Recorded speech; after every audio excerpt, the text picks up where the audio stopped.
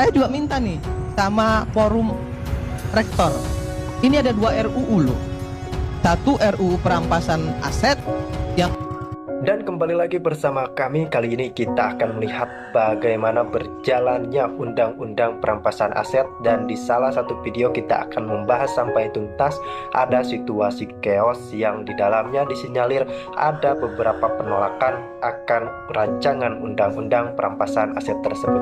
Pernah saya mengikuti sebuah diskusi terkait rancangan undang-undang perampasan aset koruptor.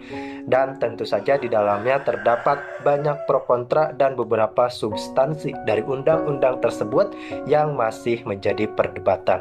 Ketika kita melihat tupoksi dari undang-undang perampasan aset, tentu saja logika sederhana kita pun sudah sangat bisa mencerna ya rekan-rekan. Jadi aset-aset yang telah dicuri oleh para koruptor dikembalikan kepada negara melalui mekanisme perampasan aset bagi para koruptor. Namun tentu saja kita ini hidup di dalam dunia berpolitik. Bahkan banyak orang yang berkata bahwa ongkos berpolitik itu sangat mahal rekan-rekan. Jadi artinya ketika undang-undang perampasan aset koruptor ini disahkan, diketok palu, tentu saja ini menjadi potensi yang sangat berbahaya bagi mereka yang melakukan tindak pidana korupsi, karena bisa saja menjadi senjata makan tuan aset-aset yang telah mereka curi dan mungkin mereka gunakan untuk kepentingan tertentu bisa diambil alih oleh negara dengan mudah karena memang mekanisme undang-undang perampasan asetnya telah diketok palu oleh DPR RI. Jadi artinya ketika kita berbicara undang-undang perampasan aset, tentu saja kita berbicara terkait hal yang sangat-sangat krusial rekan-rekan. Jadi kita tentu harus menunggu bagaimana langkah DPR untuk mengesahkan rancangan undang-undang perampasan aset tersebut. Namun tentu saja kita memiliki presiden yakni Prabowo Subianto. Prabowo Subianto dikenal sangat garang terkait mengatasi kasus korupsi. Terbukti di awal-awal dirinya menjabat berapa kasus korupsi yang berhasil terbongkar oleh tim jajaran hukum Pak Presiden Prabowo Subianto, Kejagung dan KPK serta lembaga lain seolah menunjukkan kembali taringnya untuk mengatasi masalah korupsi di Indonesia. Masalah kasus korupsi di Indonesia memang terbilang sangat-sangat akut. Maka dari itu Pak Prabowo tidak jarang memberikan ekspresi kegeramannya dalam setiap forum bahwa dirinya sudah sangat geram dengan korupsi-korupsi yang ada di Indonesia. Dan bahkan Pak Prabowo berani di depan publik mengusulkan hukuman paling kejam sekalipun bagi para koruptor. Tanpa berlama-lama langsung kita simak satu persatu informasinya. Ini tidak boleh ke sini. Lagi pimpinan, tolong diberikan kesempatan pada, tolong diskors dulu pimpinan. Ini sudah tidak kondusif. Rapat konsultasi tadi belum selesai, belum ditutup pimpinan. Partai Kebangkitan Bangsa sudah. Pimpinan, sekjen tidak boleh ikut campur tangan. Sekjen, pimpinan.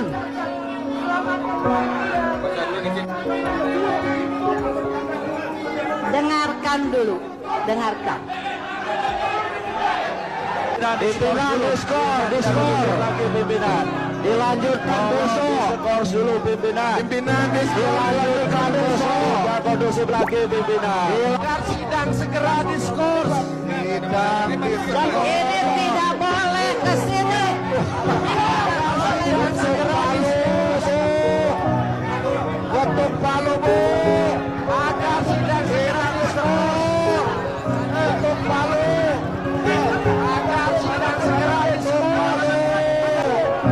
Memberantas korupsi itu, tolong melalui Pak Bambang Pacul, Pak, tolong Pak, undang-undang perampasan aset tolong didukung Pak, biar kami bisa ngambil begini-begini nih Pak. Pak Mahfud tanya pada kita, tolong dong undang-undang perampasan aset dijalanin.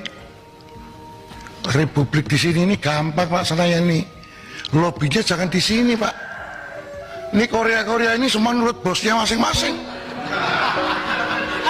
Di sini boleh ngomong kalah Pak. Bambang Pacul ditelepon, Ibu Pacul berhenti, siap. Ini laksanakan Pak. Mungkin perampasan aset bisa, tapi harus bicara dengan para ketum partai dulu. Kalau di sini nggak bisa. Teori saya, jadi permintaan jenengan langsung saya jawab. Bambang Pacul siap kalau diperintah. Mana perintah berani Pak? Sama toh? Ayo. Saya juga minta nih sama forum rektor. Ini ada 2 RUU loh. Satu RUU perampasan aset, yang kedua RUU PPRT. Apa yang dilakukan forum rektor? Dorong dong DPR untuk mengesahkan itu. Ya. Ayo, sampaikan kepada anggota DPR. Selesaikan itu RUU. Enggak juga. Jadi saya juga mau bilang apa? Ini forum rektor berpihak kemana nih? Ke rakyat atau politis? Saya berharap sekali forum rektor mendukung RUU PPRT agar penata rumah tangga kita itu terlindungi. Penata rumah tangga itu memberikan devisa negara yang sangat besar untuk bangsa ini. Dari 2019, RUU perampasan aset sudah didorong oleh Bapak Presiden Joko Widodo untuk disahkan di DPR. Namun nyatanya hingga saat ini RUU tersebut belum disahkan. Nah, saat ini siapa yang menjadi ketua DPR RI? Sepertinya masih tetap Mbak Puan Maharani sebagai ketua DPR RI.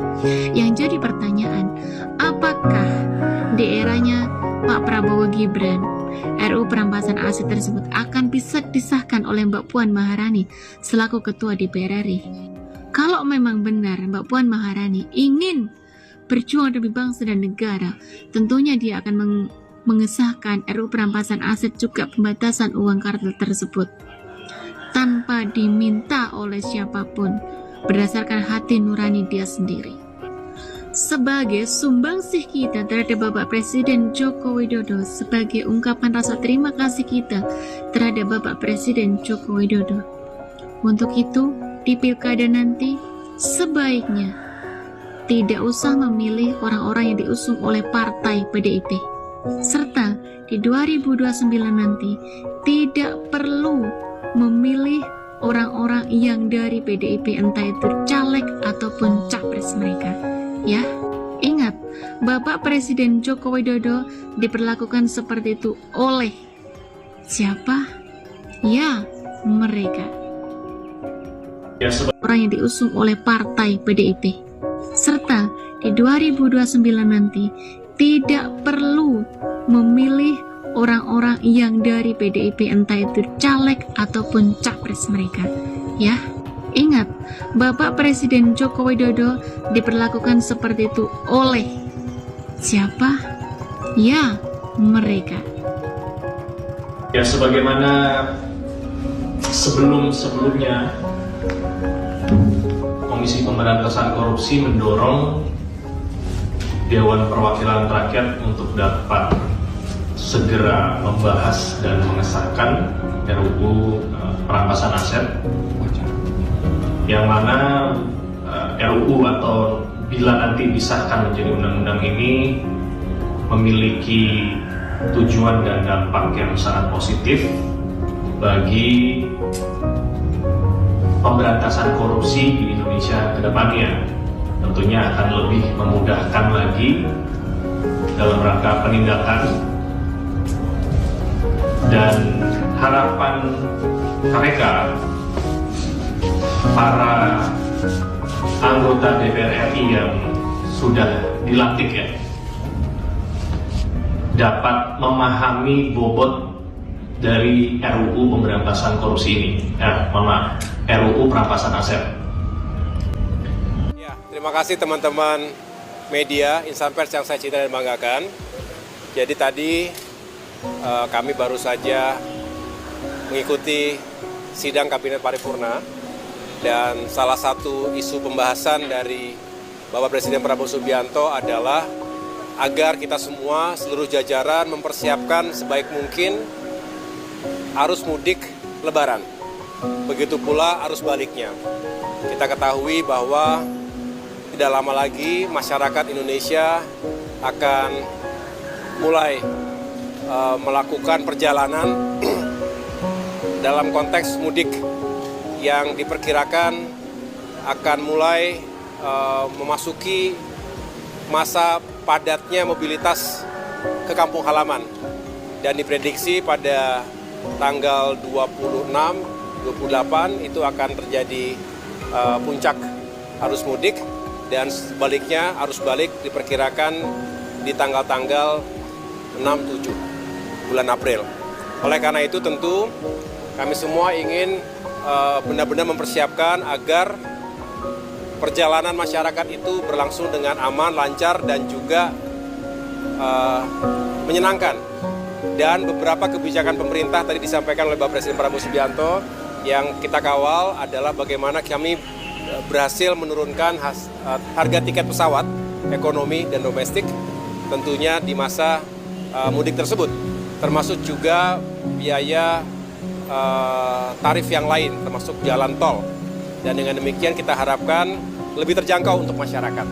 Selebihnya Kementerian PU juga mempersiapkan diri jika ada jalan-jalan yang rusak dan dipersiapkan alat-alat berat dan material untuk bisa segera menanggulangi.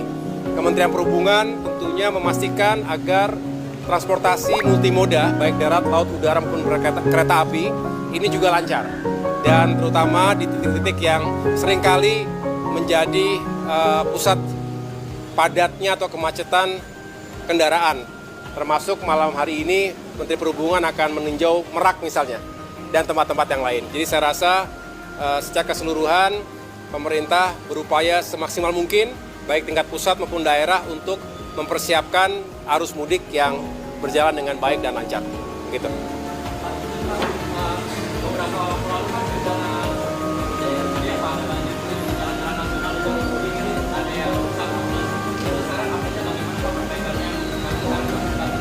Ya, tentu nanti yang bisa mengupdate secara teknis dari Kementerian PU, tapi tadi saya bertanya kepada Menteri PU, pada prinsipnya semua yang teridentifikasi kondisi jalan yang kurang baik, yang rusak ataupun berlubang tadi, ini akan segera diselesaikan.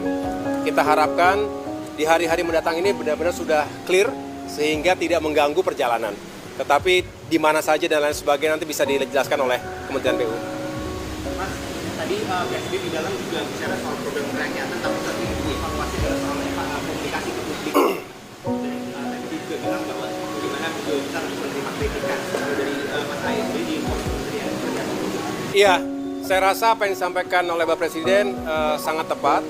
Pada akhirnya selain kita fokus pada kerja, karena pemerintah yang baik adalah pemerintah yang terus bekerja, menjalankan kebijakan-kebijakan atau program-program yang memang menjadi prioritas, termasuk program-program pro rakyat. Namun demikian, tadi beliau menyampaikan dan mengingatkan kepada kita semua agar juga terus dibangun komunikasi yang baik antara pemerintah, antara berbagai pos kementerian dan lembaga, agar masyarakat bisa memahami apa yang dilakukan oleh pemerintah, apa saja tantangannya, dan juga apa saja manfaat atau peluang yang bisa dihadirkan. Dengan demikian, masyarakat bisa memahami dan juga memberikan dukungan. Ini yang tadi juga salah satu yang akan dijadikan sebagai bahan evaluasi yang baik, dan mudah-mudahan dengan itu kerjanya tetap fokus, tapi juga komunikasinya lebih baik lagi.